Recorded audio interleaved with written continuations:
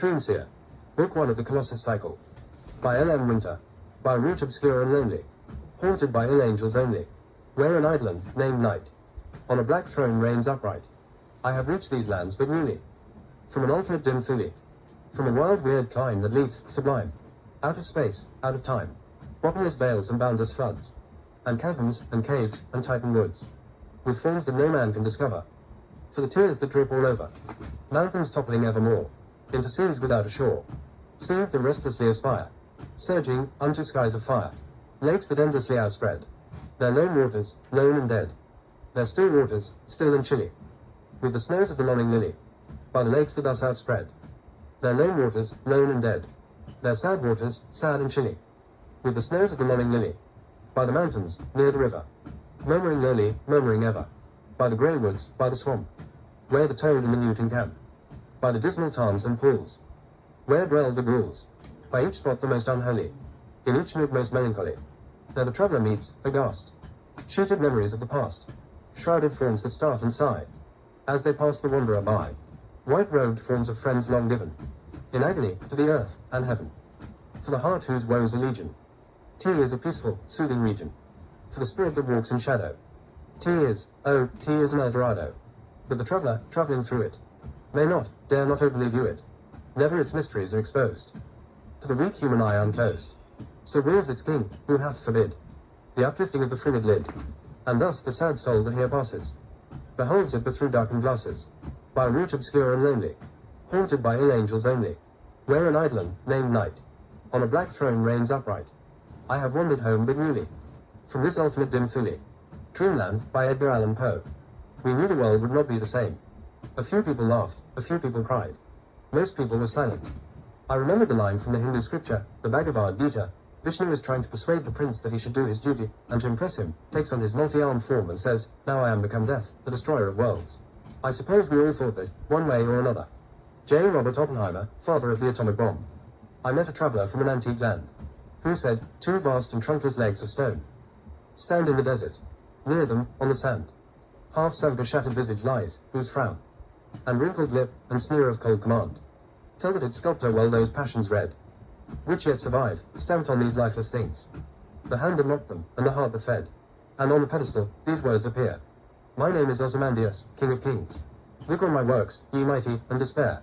Nothing beside remains, round the decay of that colossal wreck, boundless and bare. The lone and level sands stretch far away."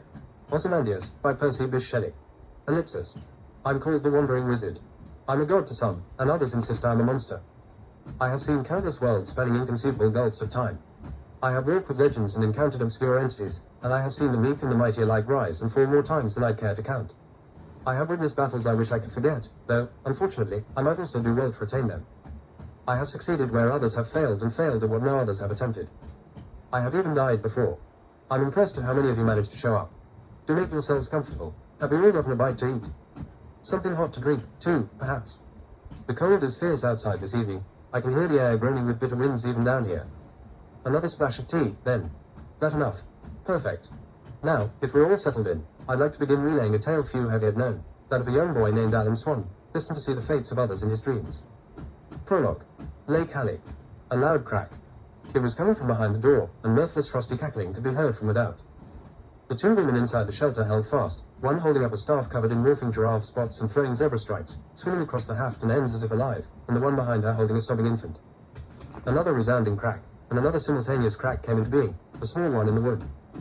They heard a bang like gunfire, and the crack lengthened and splintered like spiderwebs, like mathematical decision trees. A blinding white light seared through it with an awful charring hiss. "Get back," said the woman with the staff. "I can handle him." Her daughter nodded, then stashed their son behind a shelf and began to gather furniture with which to guard her son while her mother fended off the carnival man. "I was hoping he'd make it to see the year 2000, she remarked. "He will yet," the senior of them called. "Just hold tight." Part 1. The Pennsylvanian Period. Chapter 1. The Cloud Bat. Alan awoke trembling from a nightmare he knew would come true. The rest had all come to pass. This one showed no signs of being otherwise. There was no way this dream just now could have been one of his prophetic visions, he told himself. It was impossible. Right. But an inner voice nagged. We also didn't think our predictions were real at first. Who knows what else might exist? It was a fair point. Alan considered giving himself a radical hope, but then withheld himself for the time being. He wouldn't stake all his future happiness on something that might let him down. He couldn't go through that kind of pain again. He found that he could not move. In his 9 years and several months of life so far, Alan had never had sleep paralysis, though he'd heard about it and did not envy any of his unfortunate peers who were afflicted. Could the demon be real too, then? And why is there always one? Is it the same entity for each victim, or do each of them bond with a single individual? Alan calmed his mind. Extra stress would do him no good and might even distract his attention. Besides, he didn't know that the dream entity could actually be classified as such, as it never seemed to do anything particularly demonic. It merely took the form of an animal, usually a glossy black crow, and showed him events that sometimes came true. This time, the crow had not spoken a specific name, but had rather shown him a cascading avalanche of skulls, some of them human. Who would die, then? And how many exactly? He had no way of knowing whether any of these fates were preventable. You haven't prevented any so far, and everyone who's died in your dreams so far has later died for real. But that doesn't necessarily mean prevention is impossible. Suddenly, a wraith-like entity formed before him, and it resembled a storm cloud lit from within by the frozen seed of a boom of lightning.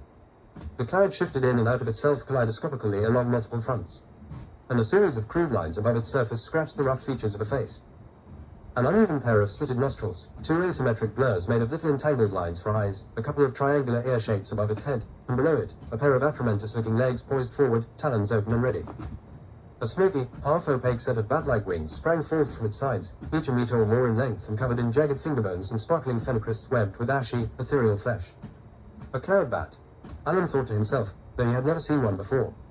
The bat screeched, multiple overlapping voices melting in and out of one another in a cacophonous layering of abominable echolocation. Alan then found that he could turn his head. I'm clearly still dreaming. Dreams within dreams weren't unfamiliar to him, though on reflection, it had been a while. He heard the sudden clumping of wood against wood and turned his head to behold a wooden rocking horse neighing and shaking its head side to side as it tore its feet off the painted rails and began clopping toward him. The lights on the wall shifted, and he whipped his gaze back to see a rush of light and shadow as the cloud bat shot forth. He heard a panicked, high-pitched whinnying, which was swiftly cut short by the sickly crack of dry brittle wood being snapped. Alan then tried to rise, but found himself pulled down by an immense tiredness as all of his energy was violently drained by some unseen external force. Help! He could not even mouth the words, and suddenly a light was visible outside the window and on parts of his walls. The cloud bat howled in many timbres once again and melted through his walls like they were mist, pursuing something Alan could not see. The noises faded, and eventually Alan regained his strength. He eventually settled into bed, and gradually his visions shifted to other, more nonsensical things. Eventually, he woke up again, and his mother was setting a glass of orange juice on his bedside table. Oh, thanks ADA. He'd always called his parents by name. They said they didn't see the young as beneath them in rank and demanded no such decorum. Hey, I didn't think you were up. How'd you sleep? Quote, rather well. Some freaky dreams and some better ones, and I woke up once, but, wait, no, I didn't. That's right. I dreamt of being up, I think, I hope. He had never told his parents of his uncanny ability. The world runs on the ways of the non-magical, he thought, and I don't know if upsetting that balance will end well or not. That's good. Oh, hey. Did you break a rocking horse in here? Quote, oh, crap. That wasn't a good sign. It was like that when I got it, he said. Not exactly a lie. Ah, I see. So you're using it for an art project? Quote, I'm hoping to. Assuming it's clean and all, bacteria were lower on his list of concerns. His mother left, and shortly later, he went into the kitchen to get a bowl of cereal and read up on geometry. He was unschooled, but chose to keep his mind sharp in the conventional ways as well as some more esoteric ones. Even his biology friends overall knew less, for example, than he did about large Amazonian and Orinoco fishes. And his interests in neutron stars, sheer volcanoes, Dadaism, and romantic literature were shared with small and eclectic online audiences. A few hours later, he rose for some tea and was about to return to the math when he overheard his mother on the phone. Little bit worried about him, is all. He was really close to her.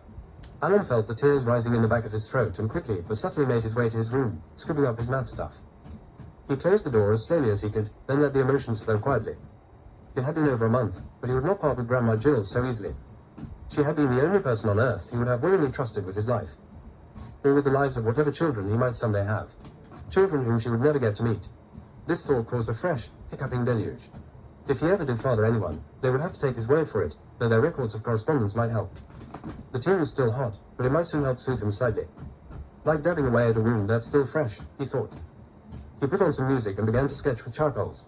The longer he drew, though, the more troubled he felt. He couldn't help but feel like his business with Jill wasn't done. It was a daring thought, but he couldn't shake it, or the feeling that the cloud bat would return. Chapter 2. The Hawk Hunts. When Alan came down for breakfast, ADA had left the house. He noted the lack of her car in the long, winding gravelly driveway, wondering how long she'd been away and where. groceries, perhaps, or visiting with Amir. Amir Ayub Ashraf was an old colleague of hers who still worked as a game developer to this day, though his mother had since switched through several other fields of work. His daughter, Anaya, had recently had her 19th birthday, and she'd come home from studying biochemistry at Brown University to celebrate one weekend. They'd known one another for his entire life and nearly half of hers, and she'd become as much a guardian figure to him as his own bloodkin. She was among the few to whom he'd trust his life, should it ever come to that. He supposed her father was in the same camp. I'd also have trusted Jill, a thought intruded. To briefly take his mind off the grief, he began to tuck into the food one or both of his parents had left him. The breakfast wasn't bad. In fact, his parents were both excellent cooks in his opinion. Most days in years past, he would have been as enthralled as the first time he'd had an egg and green chili burrito covered in homemade hollandaise sauce. Today, he couldn't stop thinking about his recently deceased maternal grandmother. That was fairly new, but it wasn't his primary focus. Today, he was fixated on something even newer, the cloud bat that had murdered the rocking horse and attempted to do the same to him. And what had that light been? Whatever it was, it seemed to have drawn the marauding fiend away for the time being. The light of some unknown savior. His mother didn't ask how he was. She knew better, as did his father, who sat in the living room knitting and poring over a thick volume about chemistry on a small wooden table. A half-consumed cup of coffee sat temporarily forgotten by the open book. Alan stared out the window at the late summer drizzle, a slight gale nudging the spraying droplets and the fronds of lush greenery all around the house. The rain calmed him, but even it could not fill the hole he had been dealt. Nor could it, to his knowledge, answer his speculations about the hidden nature of things in this most peculiar world. Finally, Alan himself was the one to speak. I'm going to go out for a walk. Care to join me? Quote. His father looked up and said, I might catch up to you in a bit, but you go on ahead. Perhaps Burton Swan sensed that his son would welcome the chance at solitude in the woods. Alan did welcome it, but either would have done for him, and now he had both. He swung open the back screen door with a creak which thirsted for oiling, and when he stepped onto the deck, many leaves of gold and red and brown, and even occasionally green littered the damp blackened planks, sticking plastered to them as if drawn in magnetically. Alan descended the wet stairs and crossed the verdant yard, coming upon a trellis forming an arched opening in the slatted wooden fence. Beyond this lay a forest path, and Alan liked to imagine the forest trail enduring forever and ever. He'd once walked down it for several hours without finding any definite end to it. Another day, he bicycled for twice as long before deciding to call for a ride from Jill. That evening, she had read him Gaiman's Troll Bridge, a tale containing a long trail she said she was reminded of that afternoon. He wandered along the path, countless pines in every direction, and came across a great uprooted stump whose upturned underside formed a sort of crude cave or den, the late maple's girthy trunk long recolonized by bluish-white lichens and striking mosses. How many times have I sat beneath there reading, drawing, playing, even just observing the rains? He hadn't the slightest idea what the answer was, and that satisfied him well.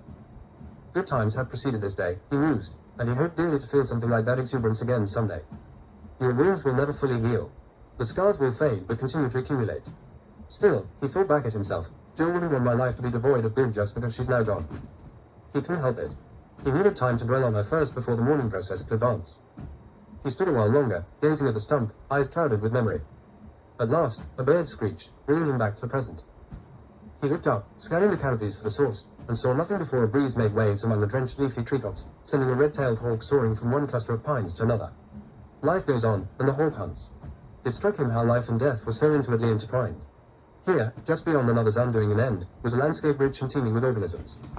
The contrast was less stark and more like a gradual spectrum with two poles and a hard midpoint somewhere along its girth. How I hope she's now at peace. The hawk peered down at him ever so briefly, then began to preen itself. Alan walked onward until he found another large, familiar stump hollow, which he entered and sat to watch the autumn drizzle cascading down outside the shelter's moor. Knees pulled up to his chest, he hugged them against himself and listened to the continuous drumming of rainfall, the steady cadence relaxing him as he thought of faraway turreted cloud castles and coiling, winged dragons in nearby remote peaks. He thought of unicorns and elves, griffins and sprites. A harsh snap broke the air. He froze, trying to avoid tensing up, and quieted his breathing. What was afoot? Forth Alan crept, taking great care to remain silent. He spied through a tangled snarl of small roots caked in silty dirt. He had observed sunlight filtering through this little floor in the past, and it had proven a most useful way to observe various wildlife while visually obscured. He nearly broke his silence to gasp, but restrained himself just in time. A stone's throw away, he beheld something. It was about 4 meters long and cylindrically round, like a fallen tree, and covered in black fabric. It began to slowly move, like a snake slithering across the surface. Except it rested upon no surface, but rather suspended a meter or two above the earth, was consistent in its elevation as if resting on something invisible. The form began to creep toward the stump. It stopped a moment, as if hesitating, and then changed direction and slid onward through the air toward the cemetery. What is it doing? He didn't know for sure that it had any business with Jill's grave. Perhaps I had better return home. And so, when the slithering entity had passed, Alan waited a few minutes and then headed back to the house. Back so soon? his father inquired. "Aye," the boy replied.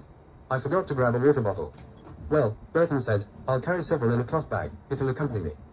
Alan felt a spike of worry, but didn't know how to express it. There's a levitating serpentine textile formation out there. No, that simply wouldn't do. But would he lie? In the end, he resolved to say nothing on the matter, reasoning that should the being appear again, surely his father would see it. Fortunately or not, his father did not see it. Their walk was occasionally filled with bursts of conversation, and that was the most exciting thing to occur then.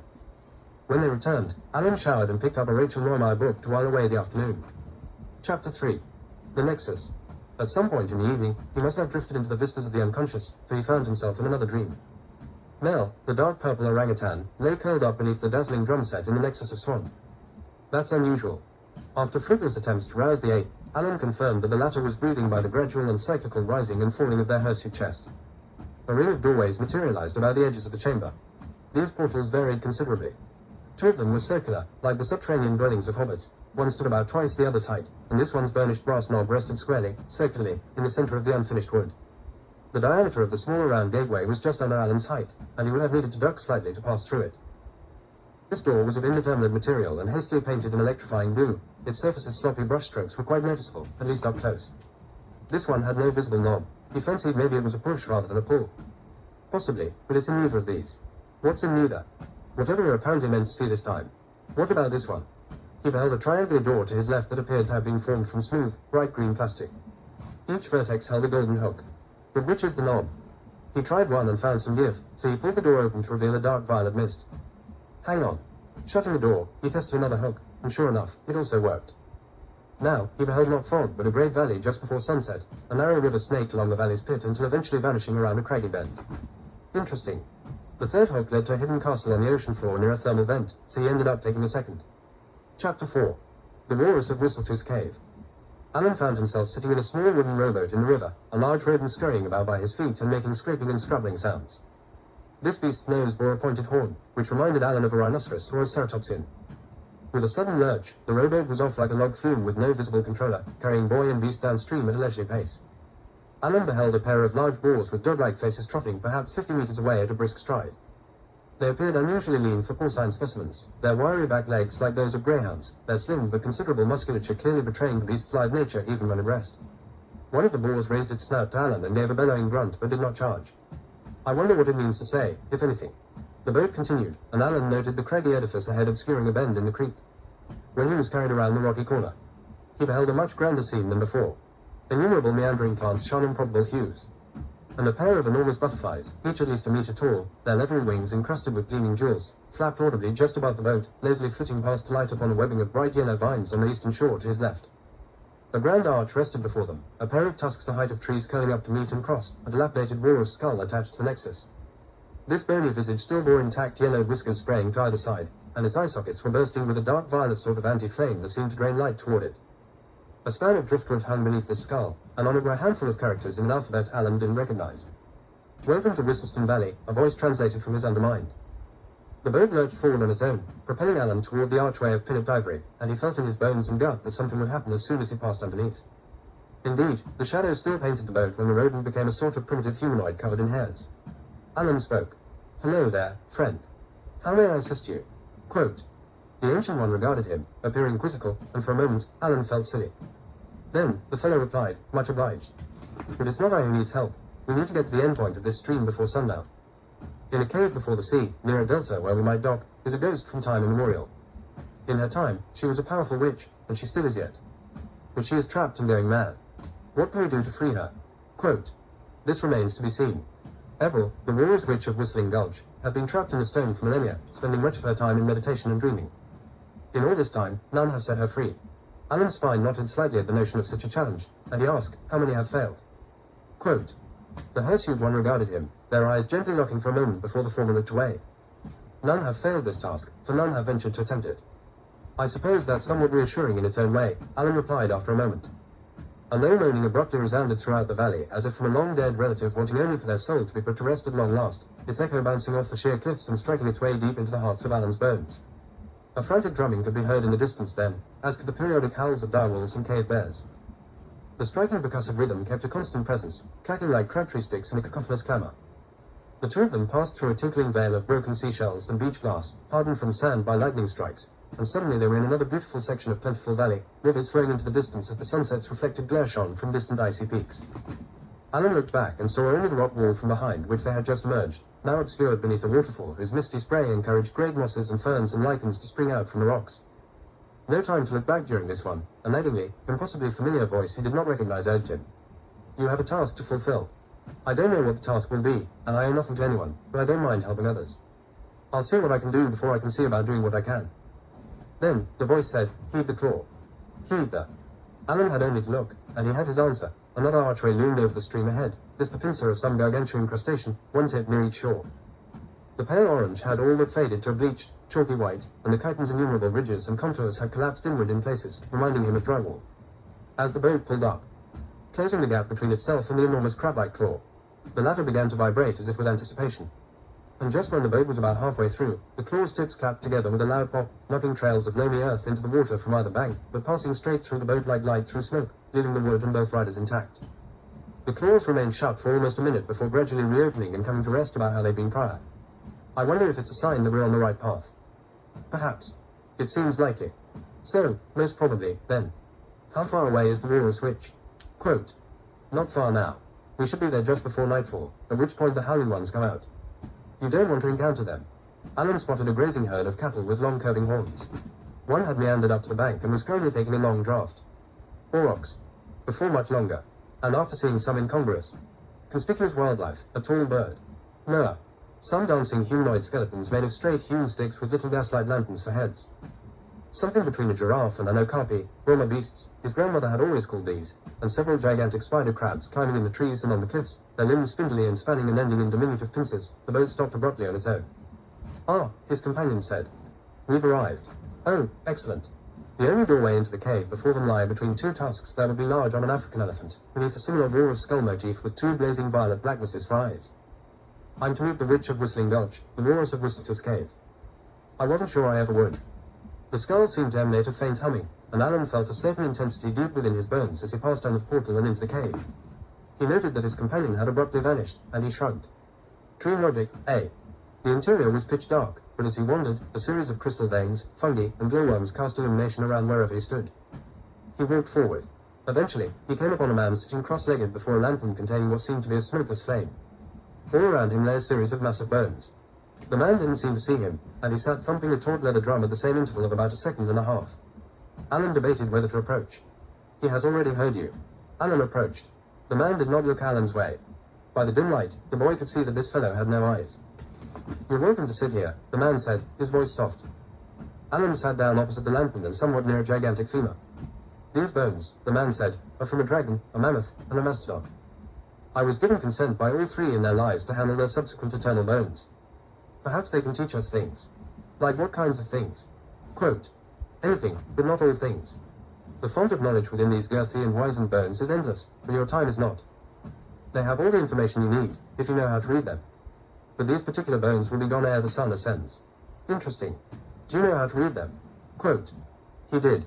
Alan thanked the man and followed the path given, a glittering sequence of iridescent invisible light linked among the embedded gemstones that only he could perceive. For hours he trudged, but unable to confidently guess just yet at how much time had passed in the waking world. Time in these visions could easily distort one way or another, and he experienced both compressions and stretches without any discernible temporal correlation. He passed the discarded armor of Egypt in days of eld, its wearers long ago disintegrated to dust. I always thought it interesting how the Lemony Snicket series is set in an ambiguous part of the century of my birth, already the previous one before I've reached my double digits.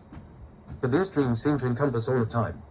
It's like this Pandora's box of nocturnal sensings has a TARDIS, which is also the machine that produced a plummeting sperm whale and a bowl of petunias, exquisite cetaceous and floral delights. With next to Ahab and Ishmael and their exploits, I'd like to see cachalots in literature catch a break. Oh, you whose dead lie in these catacombs shall surely know the suffering of the bosoms of. His internal spools of monologue and many simultaneous fluvial tributaries of thought, dendritic and webbing back together, were then cut short by a shrieking wheeze. He looked over, and one of the metallic shells of Pharaonic eons was moving slightly. Curious case with this one. The ghost of a witch who died long before the rise of many pharaohs and emperors inhabits the bones of a walrus and hides in a cave and is always lost in thought. Could it be she? The bones crumbled away rapidly and into a fine powder swirling into a whirlwind of sand, reverse ossifying into a ground slough. To say that it was a large slough would do it little enough justice. When Alan was 6. His grandmother had been in Pittsburgh in the autumn, sipping a sweetened latte at one of her regular gatherings of bookish folks where her hands almost always crocheted absently to distract herself from the taxidermied animals on display while they discussed a novel called The Birth Grave.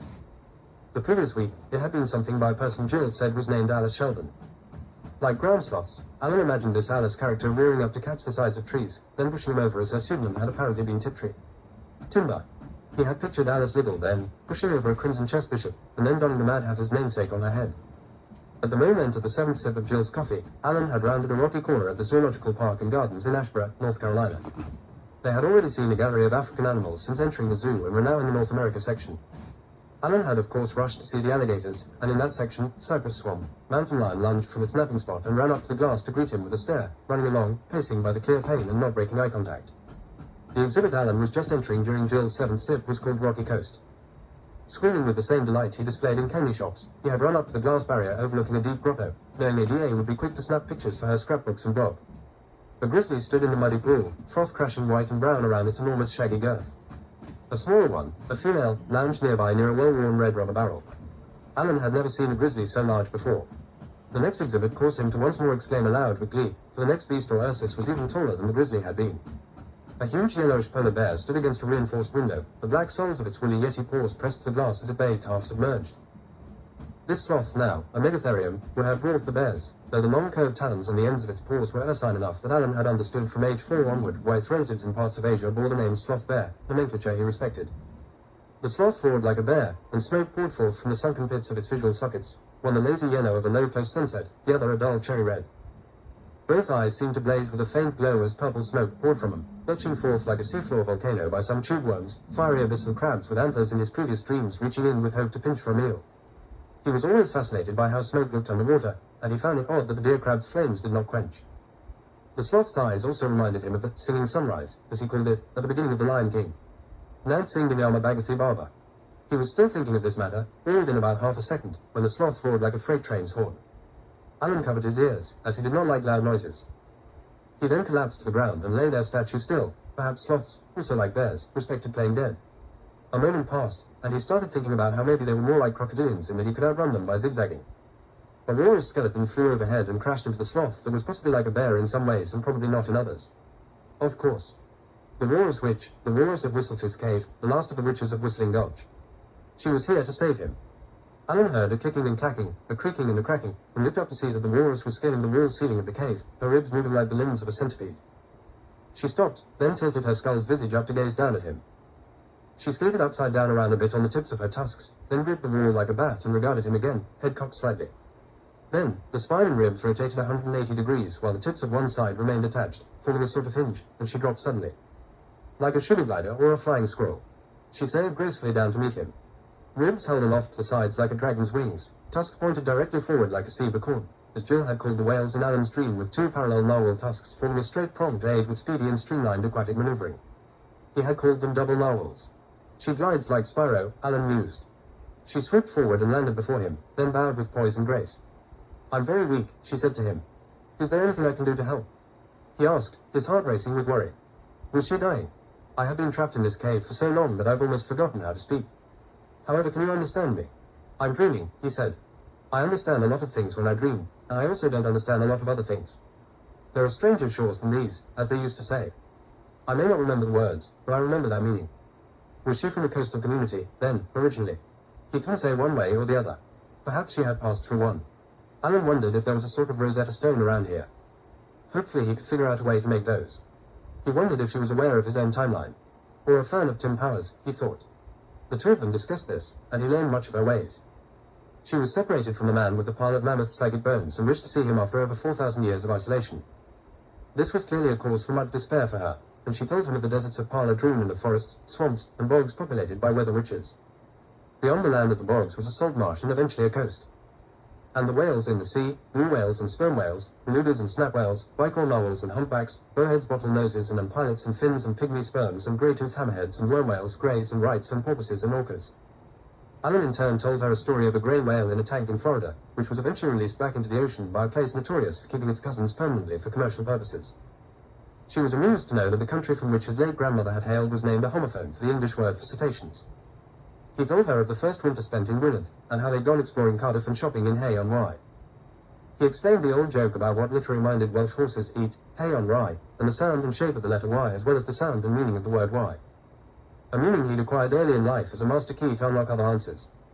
He then told the pun about a skeleton key, which she enjoyed. Suddenly, she vanished, and Alan was awake again. Chapter 5. The Wizard Magnificent. The next day, he cried by his grandmother's grave before wiping his tears on his sleeves and going home to change shirts. After that, he walked to the local coffee shop known as Hound and Red Lion. He hadn't told anyone yet, but the croissants there were among his favorite treats in the world. Amir was there, both of his daughters present as well. Serve was wearing a glittering blue hijab, waved him over, and Anaya, her straight dark hair long and unbound, gave him a tight hug. "How are you feeling?" Anaya asked. "A little better, just had a good solid cry, and now I'm better." "That's good." Amir abruptly decided to buy a croissant for the boy, despite the latter's protestations, and asked if he wanted it warmed up. He did, back at the booth.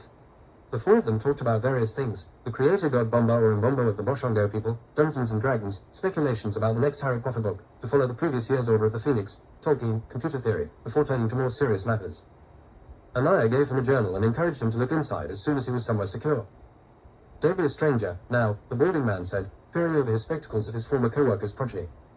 "I was close to her for almost 2 decades, and I know how much you must miss her." Serve patted him on the back. "Seriously," she said, adjusting her hijab slightly. "The journal will help." He took his leave and was near his reading stump cave when he saw a distant flicker of motion off away through the tall lines of endless trees. He somehow instantly knew it was the cloaked figure again. "I'm the big wizard," a voice called out, followed by, "Wel daima ni yn dwad. Gyfaethlion dinawad. I often am geno I ganu. Os en chorn ni genad. Rauch wybod ar ganiad. Parfod mea, madawiad, nos heno. Does geni ddim sinio. NAC Arian IW Wario. IW mint I qui roso, nos heno." Alan bolted for home, not considering that he might give his location away to the whipping phantom, only concerned with finding shelter from the danger. Before long, the ghastly apparition came crashing through the tree lines, hunched forward and swinging to and fro, a horse's skull protruding from within the cloak's hood. "Hello, Alan." It cried cheerfully, and Alan ran faster. "Wel daima ni yn dwad." Then it occurred to Alan to seek shelter elsewhere. He ran for the stump cave, sliding in like a baseball player as he completed the run to his base. The creature sang out in many shrill, tinny, overlapping voices of a shrieky timbre. "Wel daima ni yn dwad. Gyfaethlion dinawad. I often am geno I ganu. Os en chorn ni genad. Rauch wybod ar ganiad. Parfod mea, madawiad, nos hen." A blinding light flashed about them, and the stump was lifted, ripping from the earth with a series of low snaps and showering earth and insects all over Alan. "Don't worry," the entity, which seemed about 14 feet tall, said, "I'm here to help you." Quote. Alan shivered. Who are you?" Quote. "I am your grandmother," or picking up where she left off. "Don't you believe me, Alan Ambrosius? I believed you about the dreams. Many things are truer than they might appear. Alan Ambrosius. Nobody but her had ever called him that. And at once, he knew that his grandmother had returned.